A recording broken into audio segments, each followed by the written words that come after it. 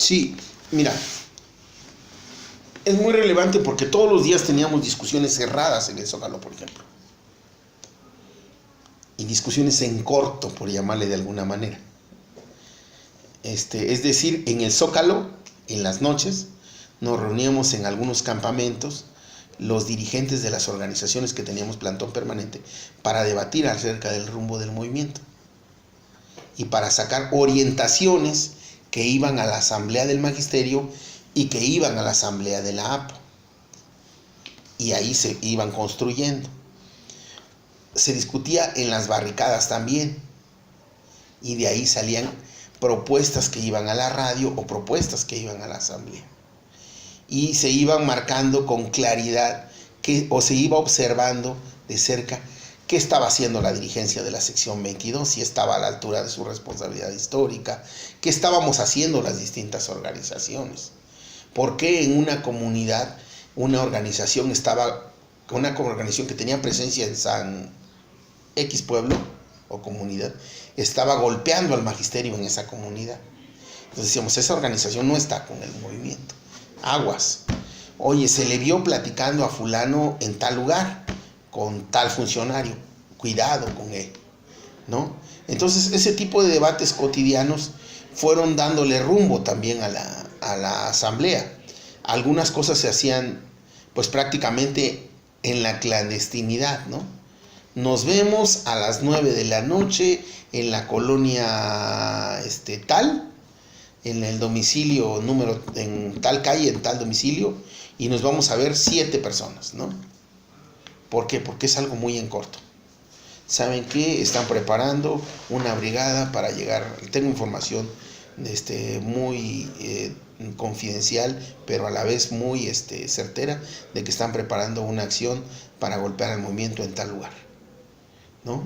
¿Por qué? Porque tengo un hermano que es guardia de Ulises Ruiz, o porque tengo un familiar que trabaja en la Procuraduría y escuchó la conversación telefónica del procurador con tal persona. Y entonces esa información delicada se procesaba y decíamos, ¿qué hacemos? En muchas ocasiones la prensa se sorprendió, porque tuvimos acceso a fotografías, a movimientos, a currículums que la prensa no los podía saber, y a nosotros no. A mí me dejaron, por lo menos en 3 ocasiones me dejaron sobres con información que yo los pasé a la prensa, ¿no? En algunas ocasiones los di a conocer en conferencia, en alguna ocasión, y en otro era la clásica filtración, ¿no? Se lo doy al periodista que está haciendo el trabajo más importante de difusión del movimiento, que está ayudando más al movimiento, o que está mostrándose menos en contra del movimiento. Se la paso y le digo, mira, esta información. Por ejemplo, las caravanas de la muerte, ¿no? Las primeras fotografías las filtramos a la prensa, ¿no? ¿Y de dónde salieron? De las propias caravanas. Entonces nos llegaron, aquí está, la llegada de aviones militares a Oaxaca. Les dijimos, en estos momentos están llegando aviones militares al aeropuerto de Oaxaca. Y entonces dijeron los policías, eso es un cuento. Aquí están las fotografías. Y corren al aeropuerto. Tiene la policía un campo de entrenamiento secreto en el cerro de San Bartolo de Santa María Coyotepec. Eso es un cuento chino. Aquí están las fotos. Vayan a buscar el campo. Los jefes de la policía de Oaxaca son caiviles. ¿Y cómo supimos que eran caiviles? Pues nos dijeron que eran caiviles. Gente del propio gobierno o gente de la propia policía llegó y nos dijo, lo que pasa es que fulano de tal y sutano son caiviles, fueron entrenados en Guatemala y tienen entrenamiento por los Estados Unidos. Entonces no nos creyeron, investigaron y se comprobó que eran caiviles. Y así funcionaba, ¿no? Entonces ese tipo de información a veces se compartía en corto. Cuando nos llegaron información de un plan para acabar con la dirigencia de la APO, pues nos reunimos en las oficinas de una organización, un grupo de dirigentes que tenía cierto reconocimiento en la asamblea, y discutimos cómo enfrentar ese plan. Porque los planes incluían el asesinato o la desaparición de compañeros. O cuando nos llegaba información de que... Yo ahí me enteré que existían los famosos Zetas, por ejemplo, ¿no? En el movimiento. Los Zetas, chingados, ¿qué será eso? todavía no eran populares en todo el país. No, es que contrataron a unos zetas. Entonces, a mí me sonaba como algo fantástico, ¿no? Sí, me sonaba como algo fantástico. A veces yo era escéptico a ese tipo de rumores, ¿no? Nos llegaban todos los días, no exagero, decenas de rumores al Zócalo. Yo dormía en el Zócalo, en las noches. Entonces, a las 3, era muy común que a las 3 de la mañana llegaban a alguien a mi campamento y me decían, compa, te hablan. Y me despertaba.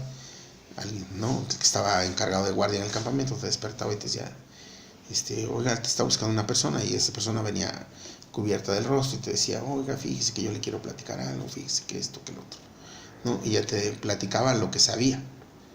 En alguna ocasión, digo, un familiar mío, me dice, necesitas ir a tu casa. Le digo, no, es que yo no estoy yendo a mi casa, ¿no? Es un recado de tu mamá, ¿no? Y y le dije, dile a mi mamá que me disculpe, pero no puedo ir a mi casa porque nada más los pongo en peligro. Por favor, es muy urgente.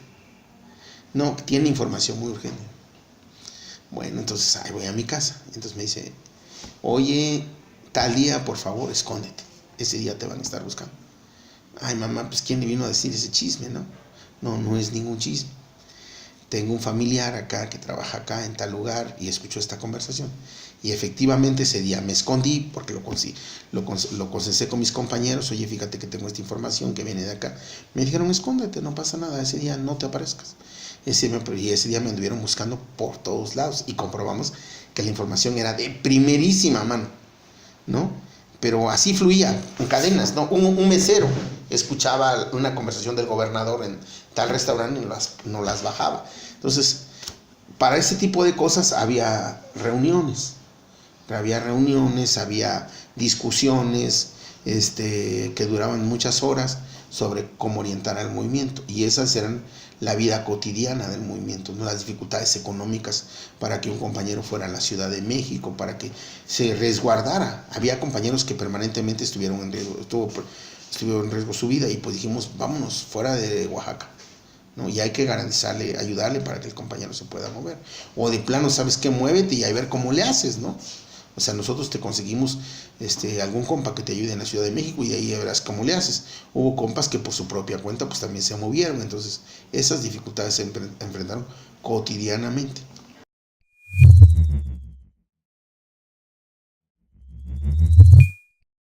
No jugaron el rol de acompañantes de los compañeros o de buenas compañeras, no, para nada.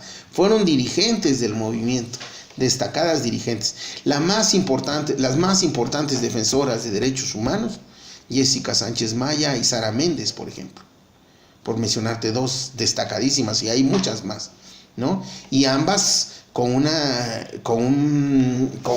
autoridad dentro del movimiento indiscutible, y hasta la fecha siguen siendo destacadas.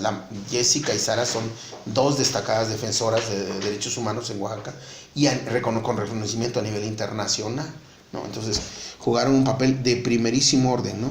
Y no solamente, insisto, en la dirigencia, sino en todos los niveles de la asamblea. O sea, la igualdad era una realidad en nuestro movimiento.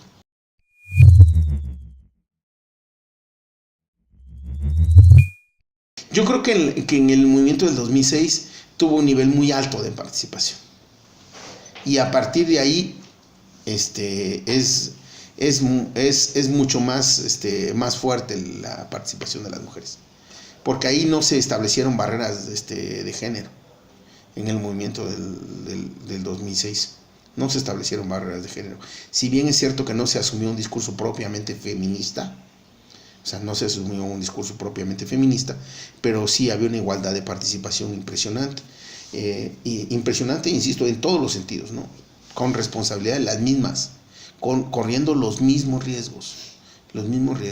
Fueron torturadas compañeras durante el movimiento, ¿no? Fueron torturadas compañeras, perseguidas compañeras, con graves secuelas compañeras, víctimas de ataques sexuales incluso durante el movimiento. Insisto, en todas las responsabilidades, en todos los riesgos estuvieron las compañeras.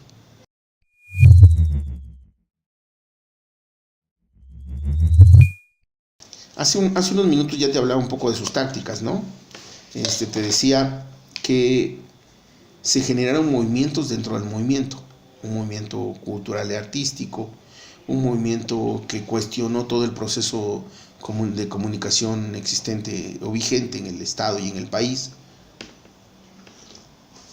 Cuando se toman las estaciones de radio y se toma la televisión, se cuestiona el papel de los medios de comunicación y se les cuestiona de una manera radical.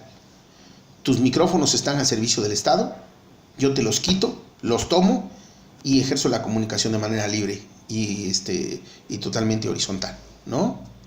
Ese es el cuestionamiento más... Bueno, tu medio de comunicación no sirve, yo construyo el propio. Tengo mi propia radio. La televisión la usas para controlar y para manipular. La tomo y hablo desde la televisión. Y hablo además con voz de mujer. En un estado sexista, en un estado machista, ¿no? Entonces, se generaron movimientos dentro del movimiento. El arte mismo se renovó en Oaxaca. Se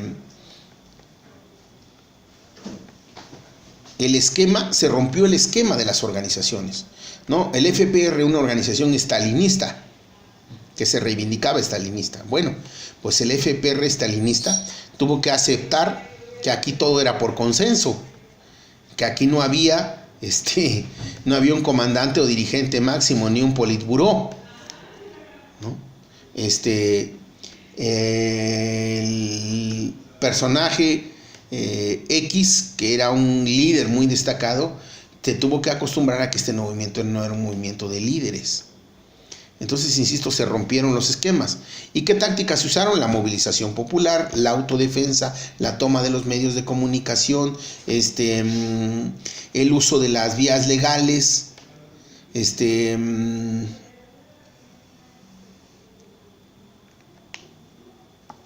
el diálogo permanente, la búsqueda de los medios de comunicación, de tener voz en los medios de comunicación, por ejemplo, ¿no?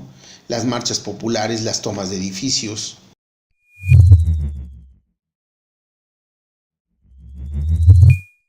Pues nos podíamos mover en una fecha conmemorativa o para celebrar o para conmemorar, ¿no? Por ejemplo, el 2 de octubre. Pero igual nos íbamos a movilizar para tomar el canal, las mujeres para tomar el canal de televisión. O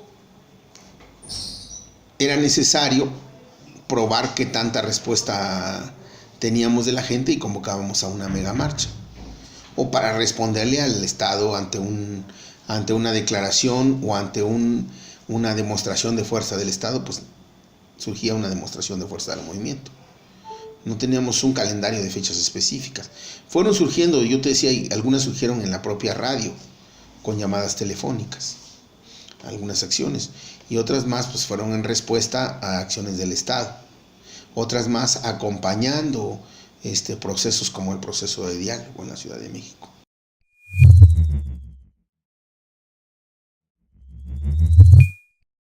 La calle, ¿no? La calle, el graffiti y el arte popular. La procuradora de Oaxaca, en ese momento Lisbeth Caña Cadesa, dice, la APO está usando tácticas de guerrilla urbana, una lógica de criminalización y una lógica de justificar de que la guerrilla era la que tenía presencia. Entonces, un artista de la APO inventa un póster donde Juárez, símbolo de la legalidad en nuestro país, símbolo del Estado de Derecho, le pone una boina del Che, interviene una foto de Juárez, le pone una boina del Che y dice, yo también soy guerrillero, ¿no? Y esa es la respuesta del movimiento. Y esa respuesta se masifica a través de plantillas, creo que se llama el mecanismo. Se masifica a través... Y esa es la respuesta de la asamblea. Entonces, se usa el arte popular como un mecanismo de respuesta a una declaración política. No hubo propiamente un boletín de prensa. Y obviamente que también se dio una conferencia de prensa, pero la respuesta más efectiva fue esa, ¿no?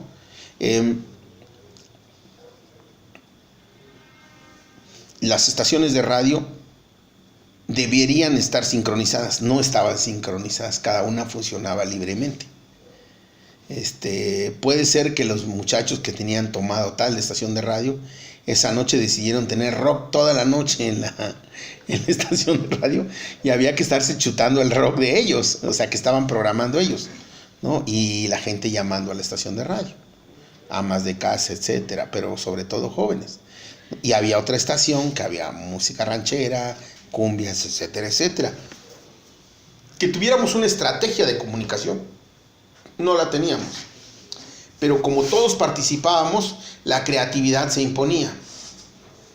Y la creatividad y la participación masiva. Y eso fue dándole una fisonomía al movimiento. Parecía que tenía muchos rostros, pues. Se expresaban muchas voces al interior del movimiento.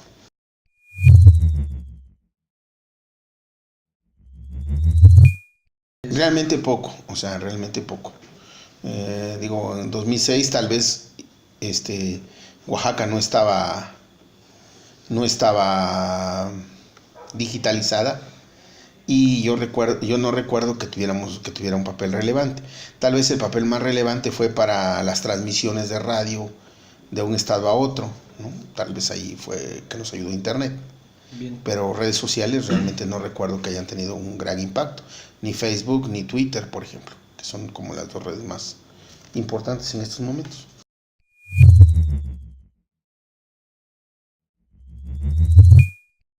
Uno podría pensar que toda la simbología de los 70s estaba rebasada. Bueno, muchas organizaciones que participábamos políticamente en ese momento, en el 2006, cuando veíamos la simbología que se usaba en la protesta callejera por algunas organizaciones setentera, decías, chale, o sea, ¿cómo? ¿No? La música, el venceremos, la huelga nacional, música que en los 70s era de la izquierda tradicional, cobraron vigencia. Tuvieron gran vigencia. Yo recuerdo que cuando vivíamos en el Zócalo, mis vecinos eran los compas del FPR y todo el día nos querían estar recetando esa música, ¿no? Entonces mandábamos a comprar discos y les decíamos, oye, no sean cabrones, pongan otra música, ¿no? Pero el movimiento adoptó toda la simbología. Lucio, Genaro, el Che, Stalin estuvo presente, pero también estuvo la Virgen de Guadalupe, se creó el Niño Apo, se puso punk, Zapata se puso punk, se usó mucho tal vez un grafite muy representativo. El graffiti fue una herramienta muy importante. Se usó el graffiti, un graffiti muy famoso fue el graffiti de las caritas. A los bebés le hacen caritas, que los bebés, las fotos famosas de caritas del bebé. Entonces la carita de Ulises con distintos rostros, ¿no? El cínico, el asesino, el represor, ¿no? Esas caritas, por ejemplo, fueron muy usadas en Oaxaca. Y se usaron todo tipo de símbolos. Se tomaron los viejos y fueron surgiendo algunos nuevos que, insisto, fueron innovando los muchachos que hacen arte popular.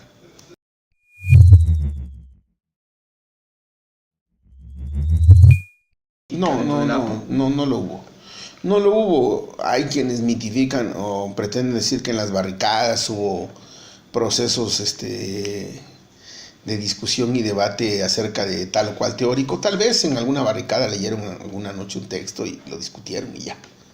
Pero que hubieran procesos, no se dieron. Que aprendieron a manejar las cabinas de radio, sí. Que aprendieron a usar técnicas para la gráfica popular, sí, muchos. Innovaron técnicas, por supuesto, pero que hayan procesos al interior de educación y debate, no lo supo. Tuvimos muchas horas de debate en las asambleas, tuvimos muchas discusiones, hubo por lo menos 3 eventos de reflexión que duraron 1 o 2 días respectivamente,